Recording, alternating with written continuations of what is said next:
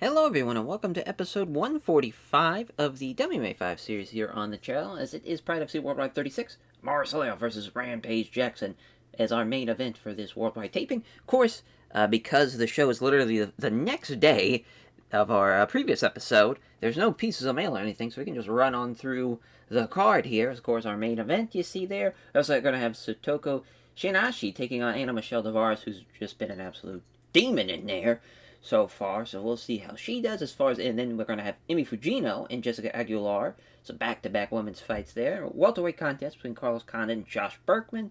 Lightweight contest between Mac Danzig and Toshihiro Nishiguchi, as Toshihiro is making his debut, I believe, there. And then Greg Wicken and Frank Mir to open up the show as a heavyweight contest. Of course, Frank Mir, he's been so up and down. Greg Wicken there for a hot minute was getting some big wins, but now he's definitely taping off, and we'll see how that fight goes to open up the TV taping. On the prelims, Mike Quick Swick and John Howard and Nobuhiro Obaya taking on Ryan Bader. Man who takes on Fedor in Fedor's last fight, which is wild to think now in present day time. As, main event, of course, Rampage and Suloev. As this is the fifth time the Rampage has main event a Pride event, third time for Marl Suloev. Suloev has finished 3 of his last 5 opponents. Both are world ranked light heavyweights. Suloev second, Rampage 14th.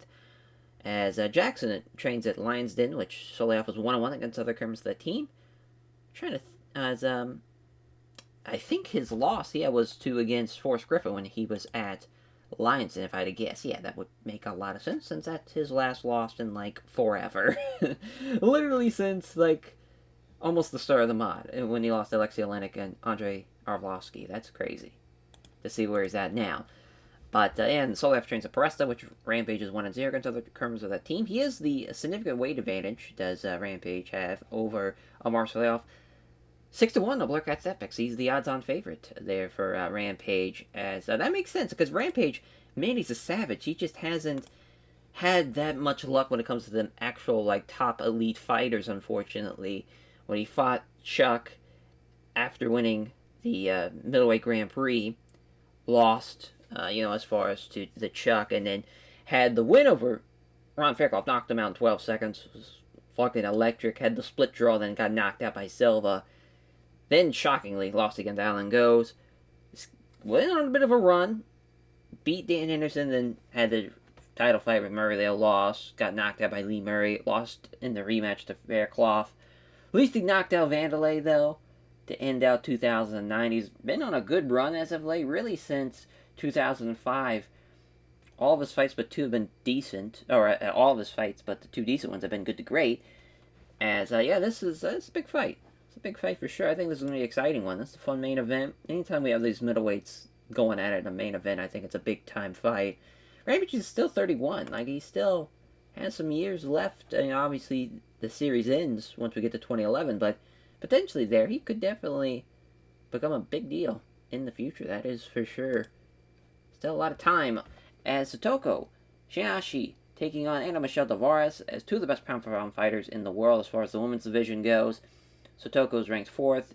Anna Michelle Tavares is ranked 6th. Both have won their 3 of the last 5, but Tavares is submitted, while as Shinashi has won by decision. She has the Blurkat Epics, which is very interesting, because Anna Michelle Tavares has been an absolute demon in there, getting a lot of submission wins, beat Tanya Evinger, beat Masako Yoshida. I think there's really another win here. I know she's only lost to Vanessa Porto, Kelly Cabal-Schmidt, and Rosie Sexton, obviously some top-level talent. I think this is a big fight, though. I think this is a big fight for Anna Michelle Tavares. And Satoko, she is, number 1 strawweight in the world, number 4th featherweight in the world. She's basically like a top 5. She's 4th for the pound-for-pound ranking. As far as the women's division goes, she's only lost to Tara La Rosa. So this is a big fight. This is a big fight for sure. As far as Satoko, probably, as far as the more highly ranked fighter, because Anna Michelle Tavares, even though she's 6th in the world rankings, she's 6th in the women's rankings as well. I was thinking she was still in the top 10, but she's 6th. So this is a big fight. Big fight for sure. That should be a banger. Then the Kamikaze Angel, Emi Fujino taking on Jessica Aguilar as 2 of the best pound-for-pound fighters again in the world in the women's division. Is Fujino ranked 8th, Aguilar ranked 15th. Fujino trains at Roots, which Aguilar is 1-0 against other members of that team. She has a 9-inch reach advantage over her. That is nuts.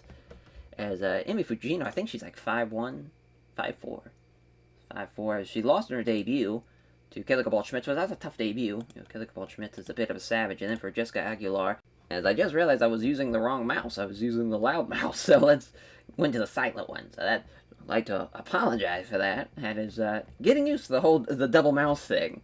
As the silent recording mouse, I should just always make sure it's locked in. But yeah, Jessica Aguilar, 1-1. She just beat Erica Montoya, which is not a great feather in the cap, honestly, because Erica Montoya, I don't think she's won a single fight in Pride of City. I think we sent her back down to Smack Girl, but it's an interesting one. With a 9-inch reach advantage, you have to assume she would be the heavy favorite. I mean, slight favorite, 5-2. Fujino does still have some backers.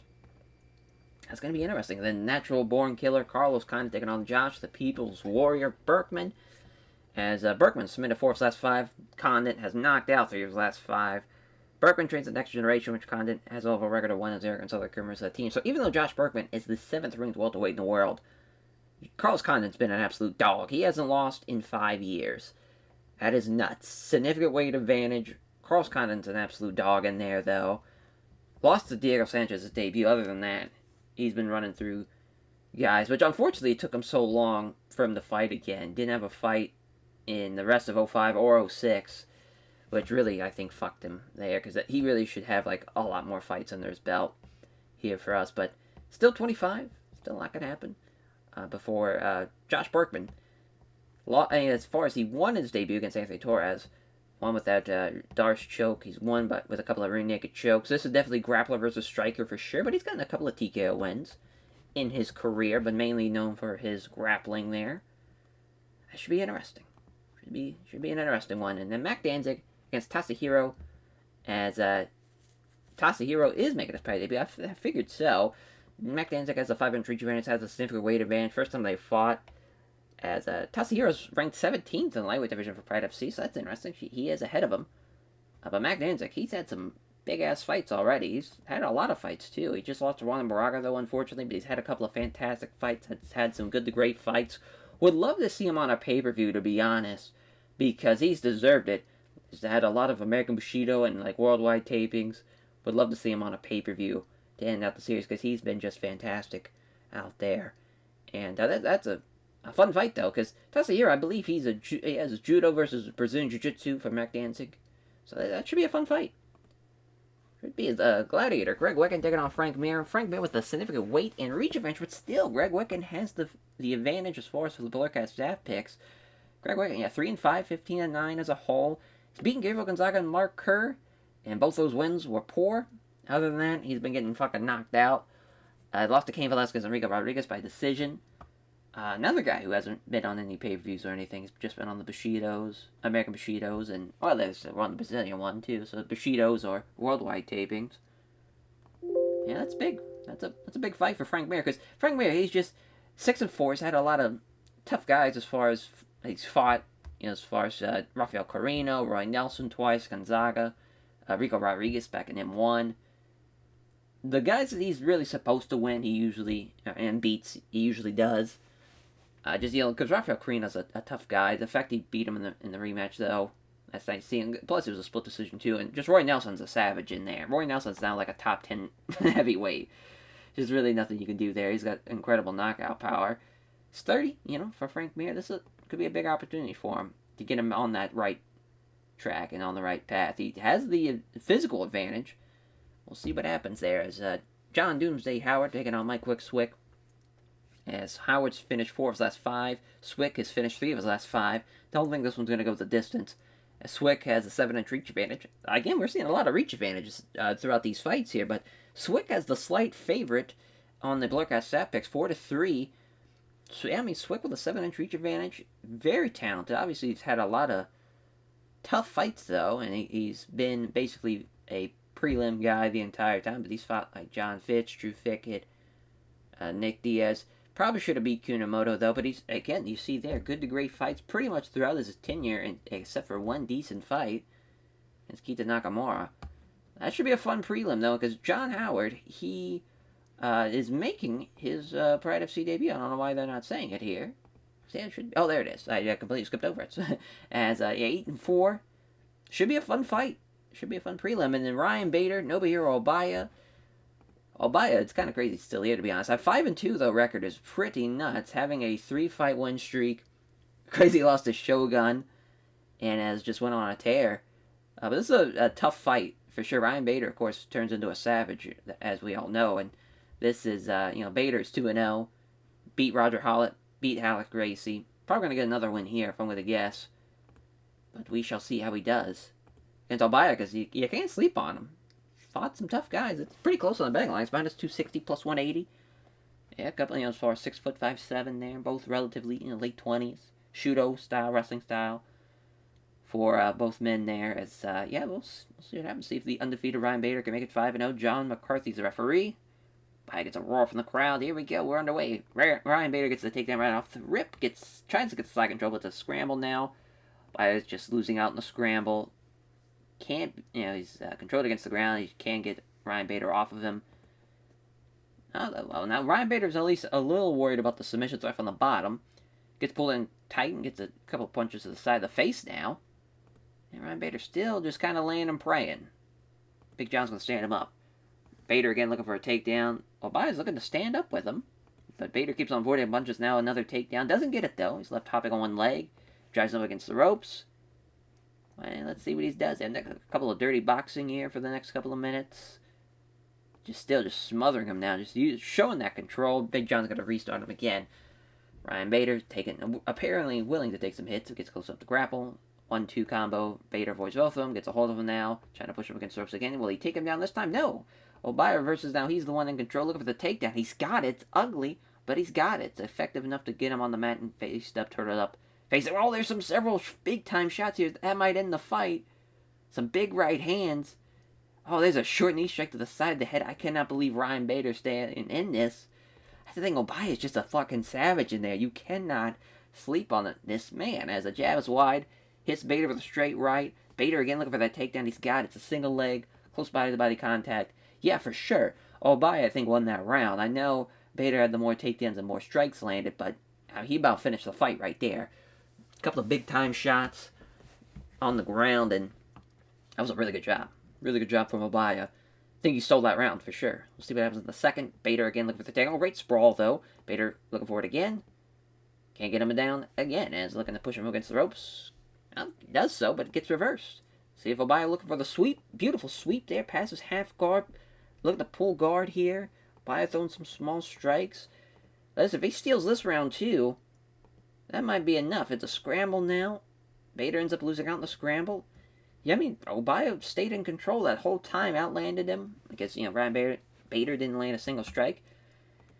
Ryan Bader's going to have to finish him. I don't think Obaya's losing this one. We'll see what happens. Two-punch combination avoided by Bader. Looking for the takedown. Can't get him down again. Looking to get him up against the ropes, but again, switches him around. Now he's in control. Looking for the foot stomp, but Bader's back in control now.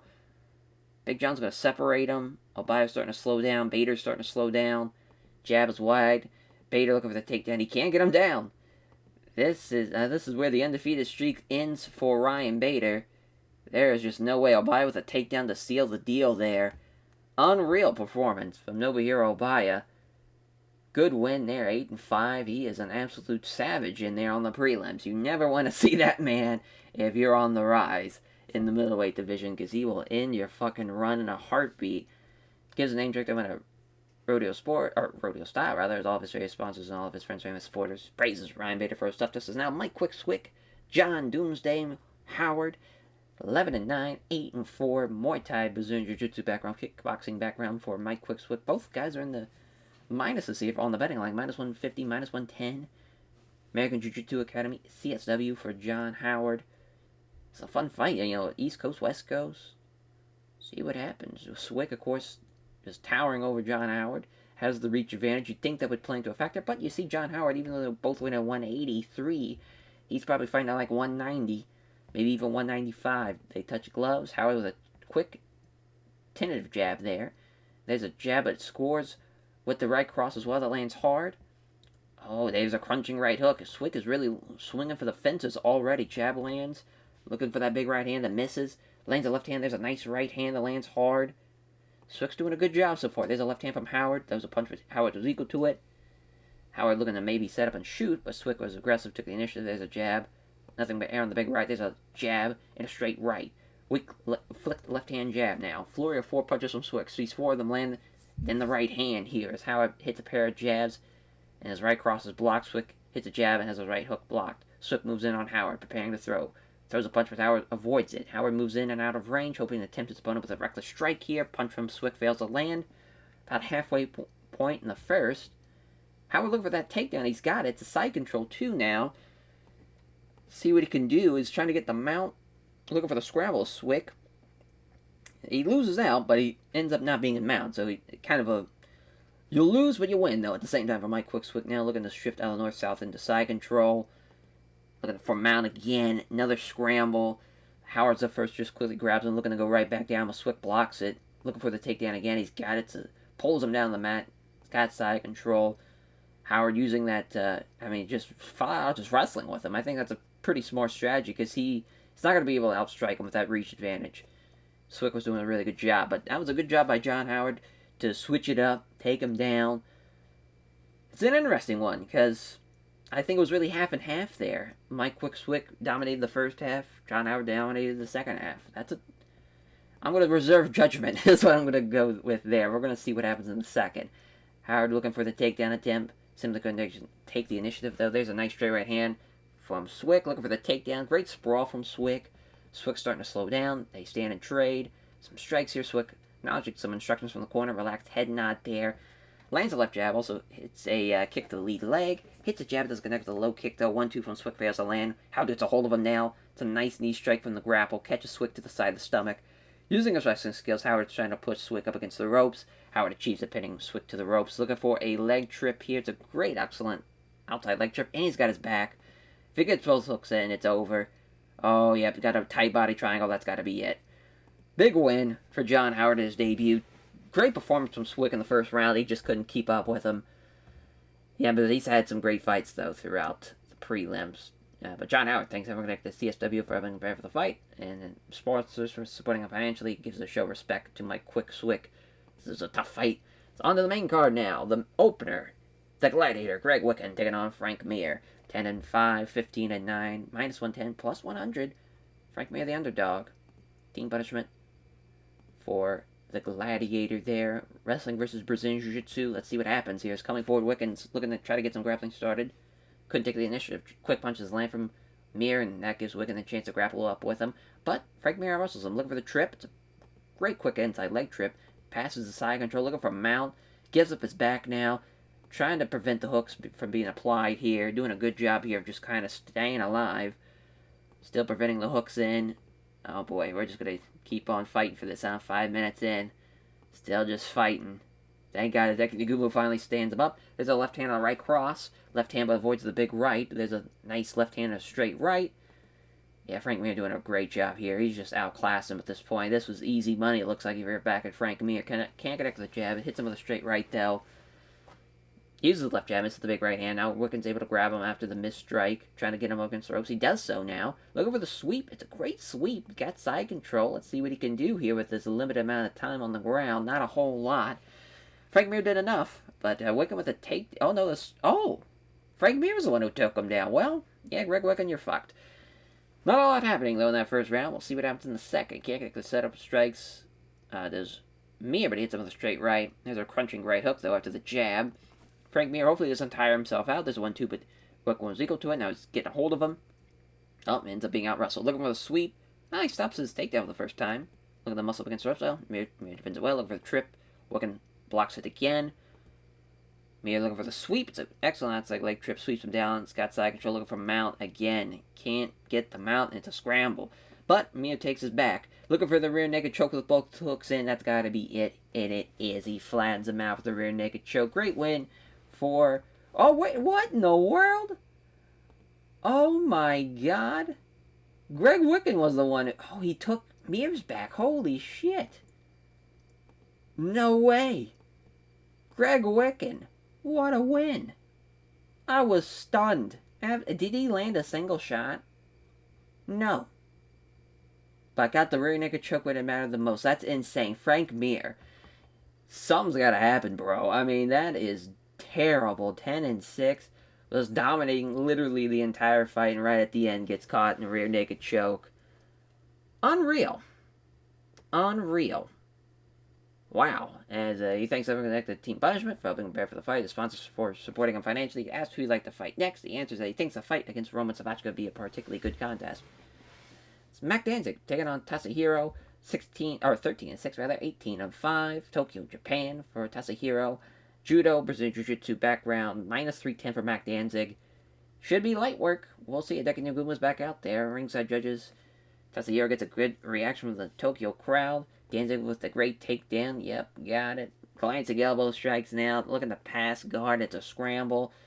Danzig still in control. Looking for a Darce choke. Stops that from being applied. Trying to get the mount. Scramble again. Danzig just left a hold. He's still got a hold of him. He's turtled up now. Few shots in. They stand back up, though, as Kane at the sub left jab hits a right hook. Danzig gets a hold of him again. Knee strike to the body, trying to get him up against ropes. He does so, looking for the takedown. It's a nice sweep. Got side control. Knee strike to the ribs here. Looking for the Von Flue choke. Not happening. Fires off some punches now. Looking for the Kimura. I mean, Mac Danzig's got a lot of submissions in the arsenal. Looking to pull them all out if it needs to be done there to get that win. Hits a jab, no power behind it. Danzig with a gambit strikes. But look at Tasahiro, though. Fires off some kind of jabs. Not happening, though. Doesn't land. Fails to find him. His jab lands the right hand as Danzig. Looking for the takedown. He's got it. Hasn't stopped a single takedown yet as Tasahiro. Not a good debut so far. Punching down on him is Danzig. And that will be the end of the first. Obviously, all Mac Danzig. Going into the second, there's a punch, but Danzig was equal to it. Gets a hold of him, does Danzig. Tries with a knee strike. Hits him with the side of the stomach. Wrestles himself in a down position. The grapple looking for the judo-style throw. Stops the attempted throw, though, and then using his wrestling to take control of the grapple. Gets the knee strike. Gets caught with the knee strike in the body, rather, as they grapple. Danzig is trying to push Tasahiro to the back, up against the ropes. Got a halfway point now. Again, another takedown from Mac Danzig. Gives up his back, too. Body triangle, all she wrote. Another rear naked choke in the second round. As Mac Danzig make a light work out of the debutee. Tough break there for Tasahiro. As he wants to fight Mitsuhiro Ishida next as Mac Danzig. He gives a name check there by the team link, all of his shares, sponsoring all of his fans, friends, family, and supporters. As the natural born killer, Carlos Condon taking on Josh the People's Warrior Berkman, 14-6, 8-3, -130, -150 for both guys. Wrestler versus Brazilian Jiu-Jitsu Muay Thai fighter. I mean, Carlos Condon's just an absolute dog in there. He's got that dog in him. I think he's gonna win this fight in the first round, honestly. He's bigger than him. He's gonna wail on him, I think. Here comes the fight here as they touch gloves. Condon's on the attack already, but Berkman with a counter left hand. There's a nice jab and a body kick. Nice exchange of strikes, but nothing really comes of it. But they both come together in a strike. Berkman misses the left jab, hits the right hand, though. There's a jab and a nice right hook. There's a jab as wide, but hits him with a beautiful straight right. Condon, again, pushing the pace. He knows he's in control. There's a jab in the exchange. Hits the left hand, but Berkman steps back to avoid that right head kick. Can't connect with the jab. Hits Berkman with a leg kick. Comes forward. The two fighters start trading blows. Throws a counter jab and misses. Can't connect with the step strikes and takes a roundhouse kick to the body. This will trouble his opponent with a combination and then with a low kick to the legs. Moving in fast, clinching up with him. Trying to wrestle him against the ropes. Does so. Looking for the knee strikes to the ribs. There's some elbow strikes now. But Berkman out wrestles him. And he gets down in position now. Let's see what he's got. Looking for the takedown. And he's got it. Great side control. Looking for the arm triangle. Is that it for Carlos Condon? No, he does not tap out there. He doesn't have the submission applied. Some strikes now. Berkman's in control. He's looking for another. He's looking for the Kimura now. Tries to move the guard, but doesn't allow that to happen. Hideki Naguma's going to stand up with 2 minutes left. Condon forcing the strike exchange. There's a left hand from Berkman. 1-2 from Condon. Fails to land a quick punch. Doesn't land it though. Berkman looking for the takedown. Great sprawl. Puts him down on his hands and knees. Looking for that vicious soccer kick. But Berkman scooted backward quickly, and he's able to stand right back up. Minute left. Let's see what they can do standing here. Condon again looking to finish this fight. Jab lands, but the falling leg kick misses. Can't connect the sub strikes. It hits him with a spin kick though to end out the round. Interesting round, because obviously Josh Berkman using his wrestling to get the takedown, but really didn't do a whole lot when he was in control. That's an interesting one. Interesting one. See what happens in the second. Berkman's looking like he's about to step in and grapple, but Condon took the advantage. Good hand speed here. Condon lands the 3 out of the 3 punches of a flurry here, and then hits a leg kick. Condon's starting to slow down. You don't want to see that, because he could really open it up here in the second if he has a great round. Nice spin kick. But again, Berkman with the takedown, but he's got his neck exposed. Condon's looking to grab him in the guillotine. He's not tapping, though. Ah, oh, Condon must not have had it totally sunk in. He's going to give up and let it go. May have gassed his arms there. That might not be a great strategy there. I get what you're going for, wanting to finish the fight. Thought Josh Berkman had left his neck exposed, but could not finish him. And now Berkman, and the scramble begins as, oh wow, pounding away on Berkman. Several good shots are landing here. Here we go. Carlos Condon's going to finish him here. Hideki Naguma jumps in to save him. What a win for Carlos Condon, winning by TKO. He is a fucking dog in there. Yeah, can't wait to see what he can do. I mean, Josh Berkman, he was 17th in the rankings? Oh, he was 7th. Never mind. God damn. Yeah, I mean, Carlos Condon definitely should take on another top 10 guy. That for sure needs to happen. That's crazy. Yeah, and there's a lot of young welterweights in there, too, that are at the top of the... like him and Dan Hardy be a crazy fight. That'd be a fun one for sure. Thanks to Fight Camp for the fight and sponsoring financially praises Berkman, though, for his skill and toughness. And now, on to the women's fights. As the first of two fights here, the Kamikaze Angel, Emi Fujino, taking on Jessica Aguilar. Minus 110 for both ladies, actually. Very, very interesting. 7-4, 10-4. So far, really, the Japanese natives, like Obaya, had a good job, but Tasahiro, not so much. We'll see how Emi Fujino does. It's Big John McCarthy's referee, ringside judges. Here we go. They step in. Does Fujino want to grapple up against Jessica Aguilar? Looking for the sweep. Doesn't happen, though. And now Fujino is the one up against the ropes. And she can't get him down. We finally get a takedown. As Aguilar's on her back. Fujino's contentious low couple punches to the body. That's what happened. 9-inch reach advantage, all for nothing. Coming in close. As there's a scramble, though, as Fujino has a hold of her, facing down as Aguilar in a turtle position, as Fujino's just going to quickly get back to her feet. Aguilar may have been setting up to shoot, but Fujino simply took the initiative, fails to find Omar jab. His scores a leg kick, though. It's Fujino, again, trying to just out-wrestle her now. Does Aguilar. It looked like Fujino was trying to get her up against the ropes for another takedown. Maybe to suck her into the guard. Get sucked in. See what Aguilar can do from the bottom. Not trying to sweep from the bottom, but not happening. Tries to counter the pass attempt. They find themselves scrambling. Fujino's up first, only be grabbed immediately, and looking for a takedown is Jessica Aguilar. She gets the takedown. There's some weak right hands. An armbar from the bottom. Aguilar blocks it, though. That could have been bad news for Jessica Aguilar. Looking for it again. Defends it well. A couple of short punches from the side of the head here on Aguilar from Emi Fujino on the bottom. Gonna stand up with 27 seconds left. Left hand and a right hand from Fujino. Nice 1-2 to end out the round. She did a really good job, especially for someone who's given up so much reach advantage. She's doing a really good job. Aguilar looking for the takedown right off the rip here in the second round. Not happening, though, and can't get her down. Now Aguilar's in control, looking for the takedown. She's got it. It's high control.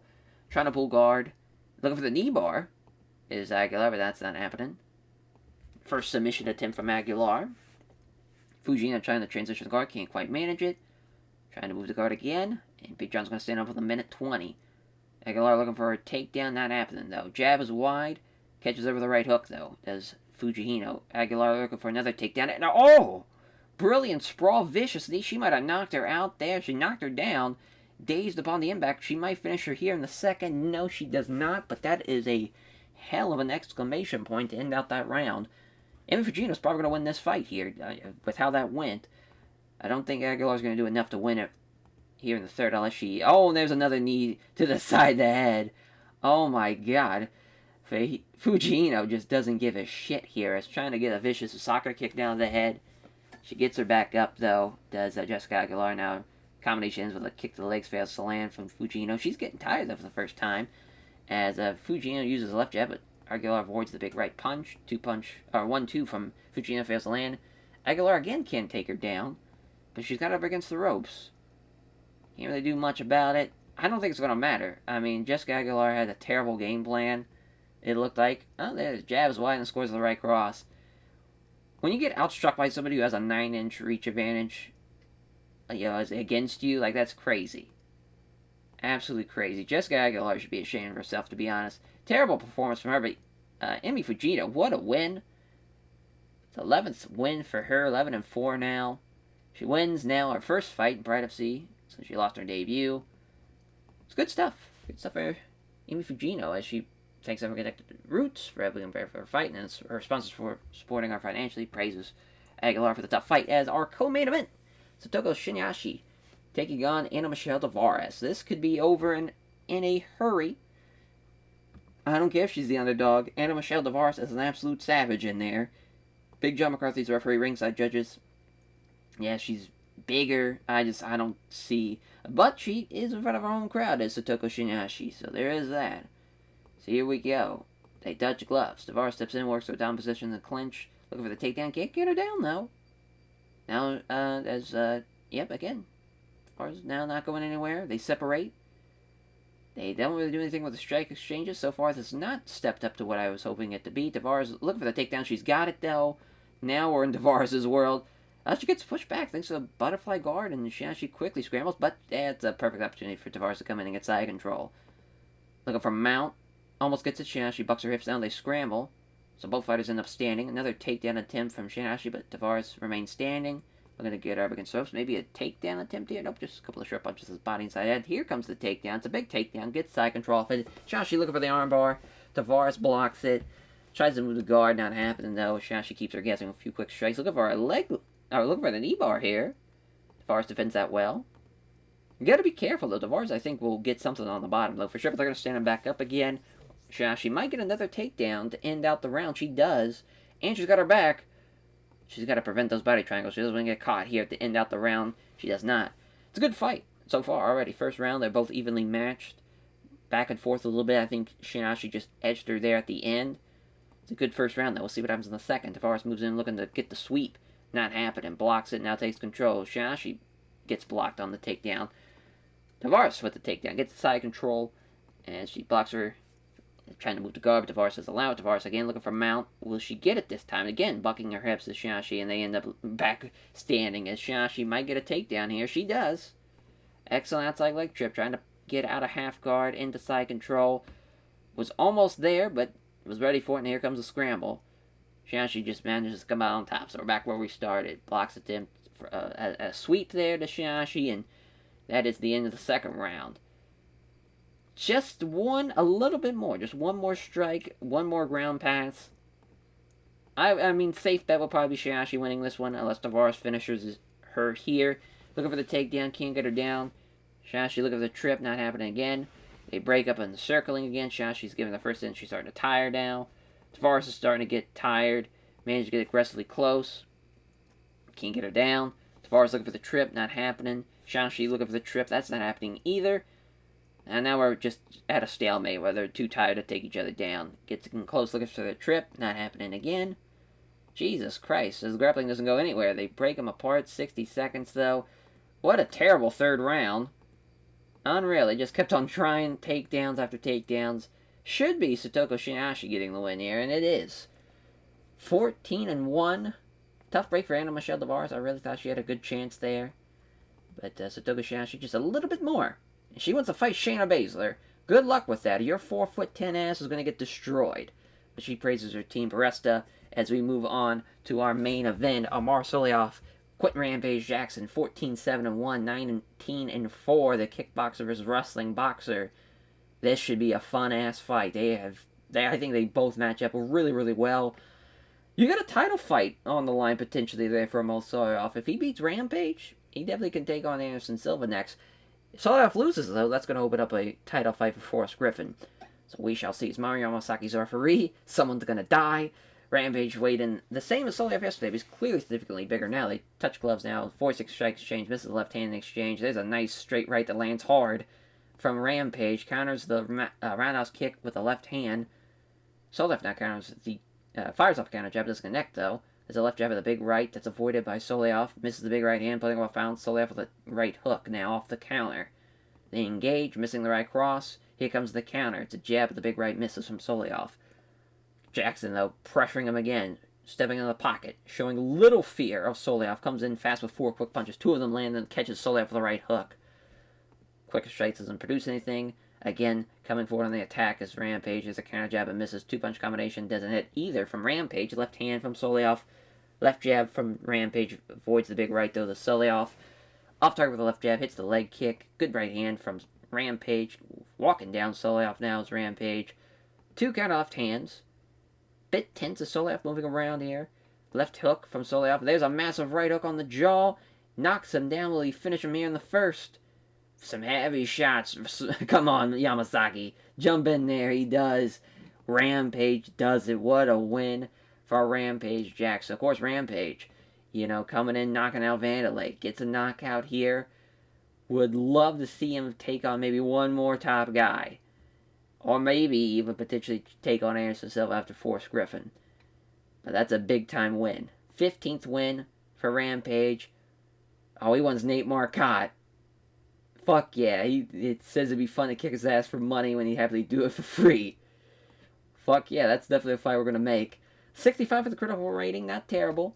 Pretty, as far as we only had good and average fights. Not bad for a TV taping, to be honest. Yeah, increased our pop. We'll take it. We will take it. So I believe our next event's a worldwide taping as well. But yeah, we're going to give it to Rampage there. Give it to Condon for sure. Danzig for sure. Yeah, I think that will probably do it for the bonuses. 4.5 million, not too bad. Rampage made about 600k though. That's nice for him. As yeah, we will catch you guys next time for episode 146. Take care, everyone.